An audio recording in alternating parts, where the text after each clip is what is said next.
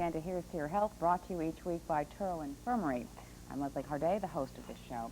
Each week we talk about different medical problems you might be having, or maybe some you're not having, but may be having in the future, and we tell you how to handle those, how to keep well, and how to deal with the problems you might be having. Tonight's topic is delivery care systems, new and different ways that health care is being delivered. And we're going to get to that in a minute and explain to you exactly what we're talking about, because it's a confusing sort of topic. It deals with HMOs and PPOs, a lot of strange names out there, and we're going to hope to explain all of that to you in the course of this show. Let me first of all introduce you to our two guests this evening on the show here with me. On my immediate right is Mr. Pat Billingsley. He's president of the Delta Health Network. And on his right is Dr. Harris Hyman III, a Turo physician and chairman of Turo's PPO panel of practitioners. What a mouthful. Let's get to HMOs and PPOs right away, Mr. Billingsley. New Orleans has been very late if you consider some of the other states like California that have had HMOs for years and years. Why don't we first of all start out by telling people what they are. They don't know what they provide, but they don't even know what the letters stand for. So why don't we start with square one? Well, let me first, Leslie, describe an HMO, which is in fact an acronym for Health Maintenance Organization. Health Maintenance Organization really isn't a lot different than the health insurance policies that you've enjoyed at your employment or that you bought for yourself in the past. Not a lot different than Blue Cross or Travelers or Aetna. The differences are that they are in character built around a prepayment basis. You and your employer contract with that organization on a prepaid premium per month, and irrespective of what your payments are, the providers that contract through the HMO, doctors and hospitals, will in fact provide all the care that you need. Typically, HMOs go on and expand care to provide preventative services and those types of things. Let me ask you why with an insurance company you still pay premiums every month, yet when your health care needs come up, they do not cover that for the prescribed fee for the premium. You still end up paying usually, I don't know, 20 to 40% of the bill. Why is that? The difference deals with the contractual relationship between the doctor, hospital, and other healthcare provider and the insurance company.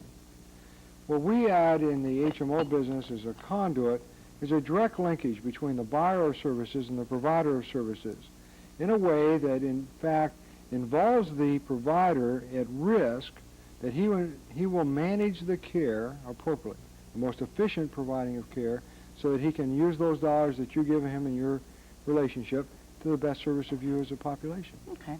Before we go any further, let's remind everybody this is a call-in show, and you may have a few questions about these plans. They're a little confusing. We're at 568-9999, ready for your questions, of course, anytime you have one. Let's now get into PPOs, another acronym. What does it mean? Sure. PPOs, Leslie, are much more like an insurance package. Typically, they have coverages very similar to what your health insurance coverage has been in the past, where you either pay a portion of the bill or you have a copay or deductible related to whether you're using hospital services or professional services, doctors and the other services. The difference is that we direct patients to specific providers, a particular hospital or a particular doctor, by paying more of the bill than we would if they went to another hospital. Now, does that mean on an HMO there are not specific doctors involved? Yes, both plans do use specific doctors. A PPO, in fact, gives the enrollee an advantage that he gets more coverage if he'll go to these sets of doctors and hospitals than he would if he'd go to those that haven't joined. An HMO, if he doesn't go to those that haven't joined, he gets no coverage. Aha. Which tends to be more expensive? Well, both are rated based upon the experience of the people that join them. But in tradition, what we found is that a PPO, because it allows the employee to choose between either the preferred provider sector or the non-preferred provider, can be, in fact, a little more reasonable. Depends on the group and the experience of those people that join. Dr. Hyman, there's been a lot of resistance in the past on the part of private physicians to HMOs and PPOs, at least down the road, or back a piece. I don't know whether they're growing on them or they've just learned to adjust to the situation, the fact that they're here. How do you feel as a physician about these kinds of organizations? Well, these organizations grew up because of the problem of the burgeoning cost of medical care, and that most of the physicians were quite happy with the way they were doing things and were perfectly satisfied with the traditional fee-for-service. However, the cost of medical care has been going up, and I think it's important for people to realize that the cost of medical care is not because everybody's just charging more, but the medical care today is a whole different animal than it was 5, 10, 15 years ago, and that we have so many more things that are available with CAT scans and bypass surgery and newer drugs that didn't exist, that the product which was being provided is more expensive. However, the cost was going up, and understandably, employers became concerned about their increasing costs of medical care and began to push for ways to reduce this. Doctors were not at the forefront of establishing PPOs and HMOs. On the other hand, I think that most people have come to accept this as a way of life, and that it is one of the ways of delivery of medical care, and have come to accept it as something that is here and that we will use to get maximal care for our patients. And when they come to us in these vehicles, we'll do everything we can to provide the care that to the best of our ability. I think that within that framework, many of the PPOs and HMOs that are set up will be effective and will enable us to practice the kind of medicine we want. Okay, let's weed out some of these things for people that are watching. What are some of the advantages of HMOs and the disadvantages, and also then let's talk about PPOs. All right. The advantages of HMO is very quickly one that it will frequently reduce the cost of medical care by maintaining utilization, and that the maximal cost of care comes from the hospital. And many of the built-in parts of the HMO is because it's a group, there are very strong utilization aspects that try to reduce the amount of hospitalization that is being delivered. And for that reason, it's an advantage. The disadvantages depend a great deal on the setup of the HMO. There are two different types. There's the gatekeeper model and then the individual practitioner model. The gatekeeper model is where there are just a certain number of physicians, usually a fairly small number, that will see anybody in the HMO. The other model, which is it allows for a much greater choice by the person, the patient, has many more physicians, and the patient then can choose the physician that he wishes to go to see. The disadvantages of the gatekeeper are that you lose the ability to choose your physician. Mm-hmm. And I think that's a great one. Whereas in the open access model, you can choose your physician, so that there are relatively few disadvantages to that. And I think that, so you can't say HMOs, it's a matter of how it's structured. Okay, what about PPOs? Are there any advantages and disadvantages of that particular system? Well, again, the advantage of the PPO is that if you go to the hospitals which have been in the contract, you save money because everything is structured to reduce the cost in that framework. The disadvantages are that there are only so many physicians and so many hospitals involved in the PPO, so that somewhat limits it, and you're limited if you're outside of this, the community.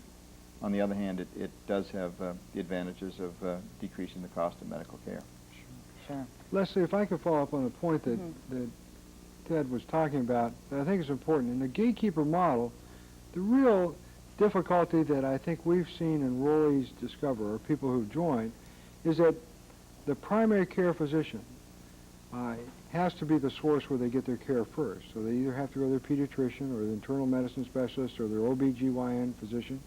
And if they need to have an orthopedist or they need to have a cardiologist or they need to have some specialist, it's that doctor's responsibility to refer up.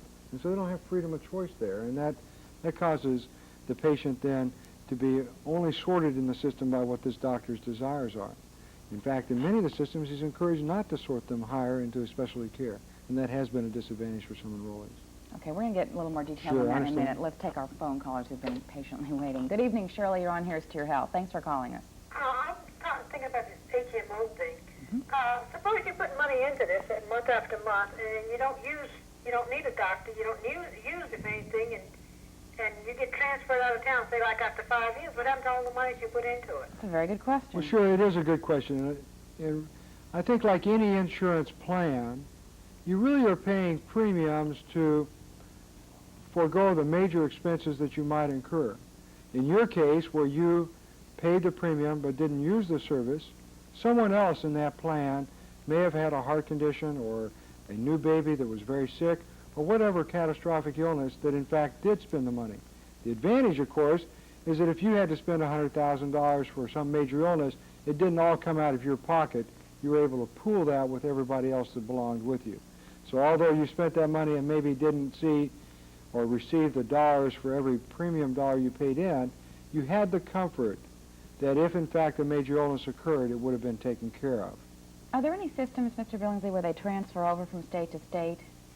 Yeah, there are now developing, Leslie, throughout the country, linkages between HMOs or other plans, or if in fact, if you're looking at some of the major insurance companies, where if you're in this locale and you move to another locale, you're clearly covered. I can tell you for all the HMOs that we know of in this community, if you're out of this area and some accident or illness occurred to you that was an emergency, you would in fact be covered in California or New York or wherever. So I think that the intent here is to ask you to pay a premium that doesn't cost you all the money of the care and spreads it among you and your peers and your friends. Okay. Thanks for calling us, Shirley.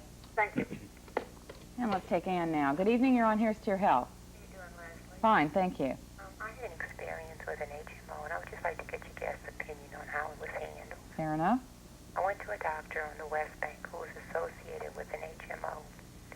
He wanted to put me in the hospital for traction and also for tests. This particular HMO had to go through a committee to decide whether the doctor could do what he wanted to do or not.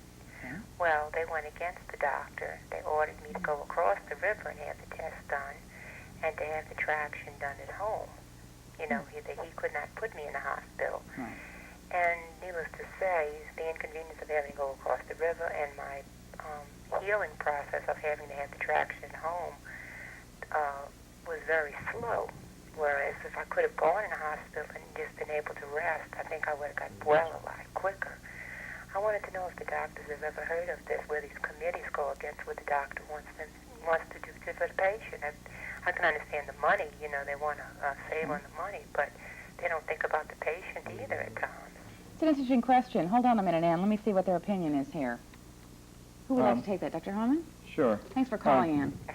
I think the problem is here when I first alluded to the fact that physicians don't really relish the problems of HMOs and the restrictions that are placed upon them. And this is why they wouldn't voluntarily jump at the concept, because somebody else is telling you how to practice medicine. And this sounds like a situation where the people running the HMO were basically too much worried about cost and too little about the care of the patient.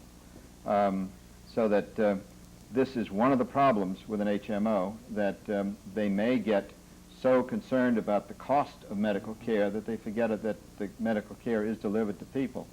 And I think what she's describing is an unfortunate incident, and that it seems to be where, at this situation, this HMO was trying to cut corners to save costs to the detriment of patient care, so that it should not be. I don't know the specifics of the case, but this is the kind of thing that may happen, and it is a problem. I think, Leslie, in a little bit of defense for the HMOs, and to share, HMOs, as you described at the beginning of the show, are new to our community. And as a result, not every doctor in the community has joined. And in some of these HMOs, we've in fact found, and this is an important consideration as a member that you need to take into account, that some of the specialists that they will use, in fact, are located in geographic areas, like across the West Bank, that aren't convenient for you. Before you join an HMO, we clearly recommend that you look at all the doctors that participate and find one that's satisfactory to you and convenient for you. Concerning the area of where care should be provided, I think that what we have tried to strive in the business, and I can tell you from our company standpoint, we turn the responsibility of care to our physicians. I can tell you as a businessman that I don't have the skills to determine what care you need or where it should be provided. But I will turn to people like Teddy, who sit in our medical advisory committees and deal with their peers. Sometimes, not for cost, but for convenience to the patient, we provide care in and out of a hospital setting. And so all those things have to be factored in. We're sorry that you were inconvenienced, and hopefully you should, in fact, go back to the HMO you belong to and ask them to explain what happens. They have a responsibility to you to do that. And we should point out it's not a monopoly. If you're unhappy, there are Absolutely. other HMOs in town. Absolutely. Okay, I'm going to take other callers because they've been waiting quite a while here. Good evening, Claudia. You're on Here's to Your Health. Yes, I was recently part of a group, an HMO was presented to the employees for work, and the company that presented the plan did not cover specialty care like allergies, and there are many people in the New Orleans, Louisiana area that suffer from allergies. Yes. And they did not cover chiropractic care either because it was not a medical doctor. And I was wondering, is that typical of HMOs or just the one that I received the presentation from? Okay, hold on a minute. We're going to find out. Thanks for calling us. Mr. Billingsley? Yeah, HMOs are required to provide basic services under the law. And those basic services should include things like allergies. It may not be by a registered allergist or a board-certified allergist, but I would go back to the HMO, and if you have a discomfort or a problem, I would certainly ask their member services department or the medical director there to direct you to where you can get the best care. I've forgotten this first one. Chiropractors she was asking about. In the state of Louisiana, they've created a law that covers the requirements that HMOs are supposed to cover. And that law allows for the provisions of chiropractic coverage, but does not mandate that it be covered. What we found has happened, not a lot different than dental coverage or vision coverage, is that chiropractors are, in fact, are kind of an option that employers can purchase. And HMOs have taken that approach.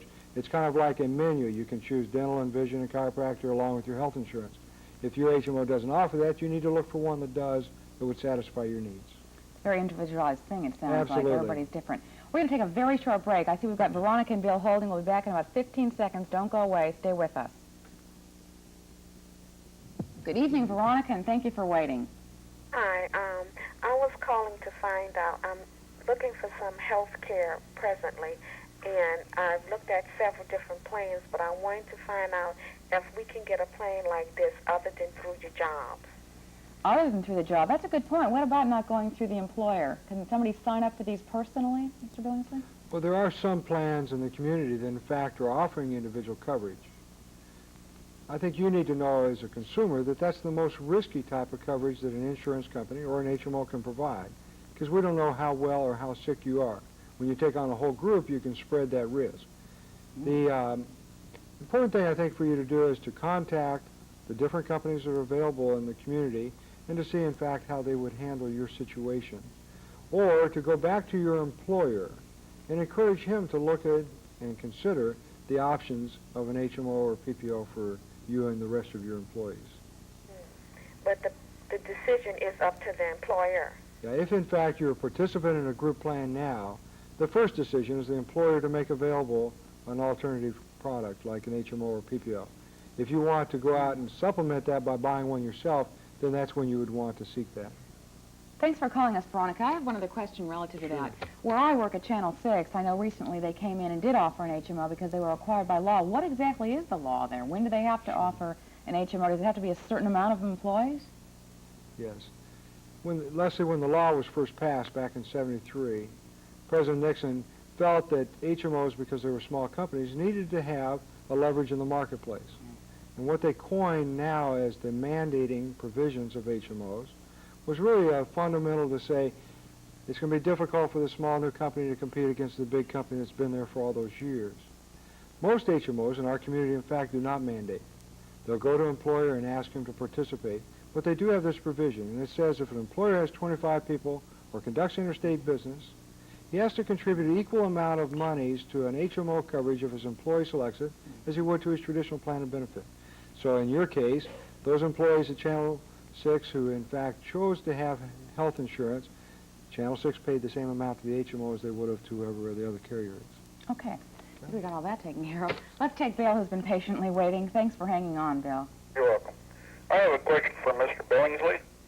I work for Jefferson Parish. Yes, sir.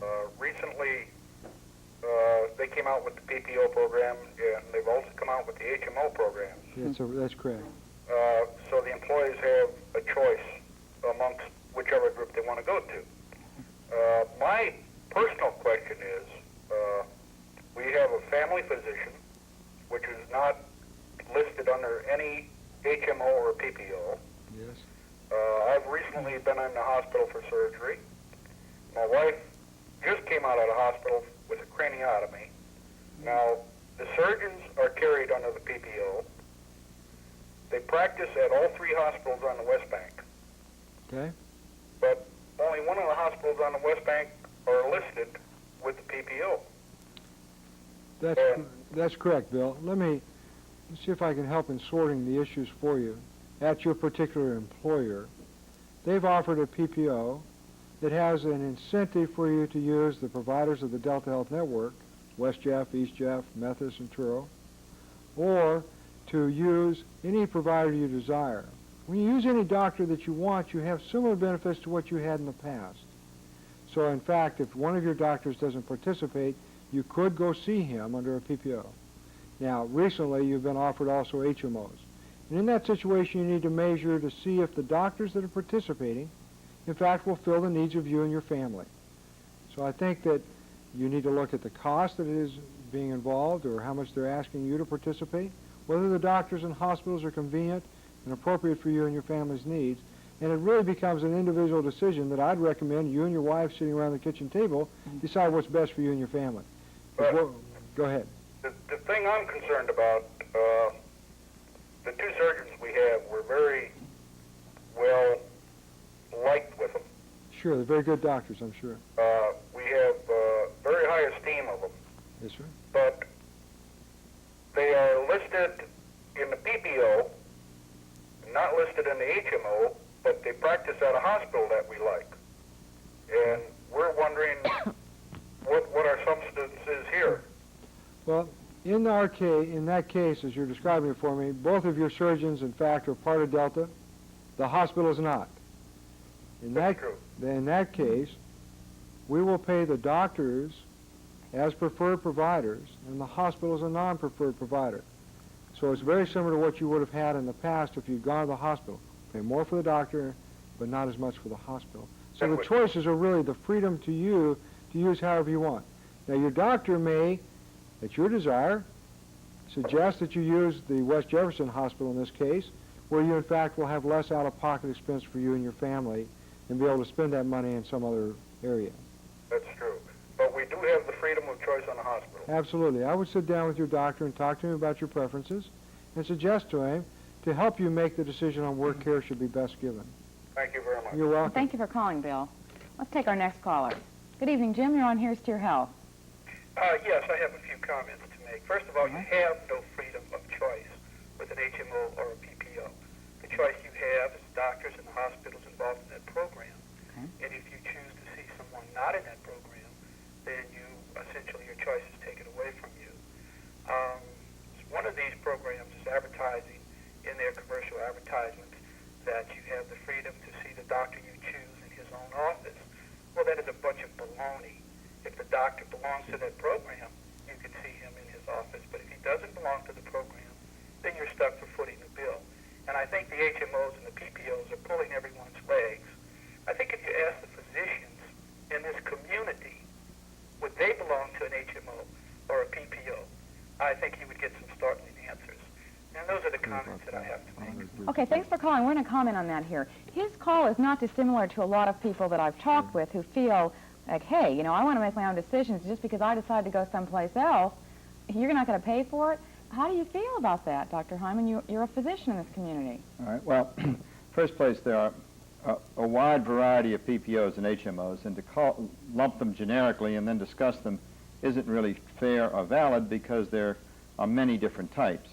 And the PPO, for instance, we were discussing earlier with the Jefferson Parish employees, as far as Delta, there are 850 doctors signed up with that PPO. So in this community, there are 850 doctors in that particular PPO that are available to see the patients that would come in. Now, there are certain times in which an HMO will be restricted, and this presents problems, and patients do not have the freedom of choice.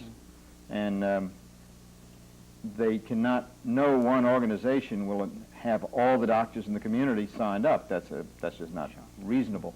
On the other hand, there are many of the organizations that do give a wide variety of choice and a considerable of freedom. The PPO from Delta, you see the patients in your office as though they were any other patient, and only your insurance clerk knows the difference. so that that is not valid in this regard. There are other organizations where this would hold true. And things have gotten a little better because I've noticed the longer these have been here, the more physicians are now signed up. It used to be your choice was pretty limited That's right. in terms of who you could go see. I mean, now I know the one full-page ad I see has nothing but little names of doctors all the way down, which I'm sure you can find a good doctor among those specialists that are. Let me just ask that quickly. What about specialists? If you want to go see a specialist, will they pay for it at all, or does it come completely out of pocket? Yeah, Leslie, I think the confusion really comes from the fact that people try to blend an HMO and a PPO together. HMOs, as we talked about earlier, contract with a specific set of doctors. Those doctors have the authority, working within the HMO guidelines, to refer people wherever care is best given. But that doctor makes that decision, not the patient. A PPO differs in that the patient chooses. Now, Teddy talked about the fact that there are 850, but there are actually 4,600 doctors throughout the community that are practicing, and you could go to any one of them. It just depends on how much money you want to spend out of your pocket. Well, obviously, this has been a popular topic. We Sure. could go on all night with these questions. Sure. If you have any questions specifically about HMOs or PPOs, you can talk to someone at Delta Health Network. Let us give you a phone number here. It's 529-3324, and I assume has business hours That's there. correct. I'd like to thank everybody for watching and like to thank you two for joining us. It's certainly been interesting and enlightening. Join us again next week on Here's to Your Health, when we'll be talking about diabetes management. In the meantime, I'm Leslie Carday for Here's to Your Health, wishing you a good night and good health. See you next week. Find the doctor who's right for you.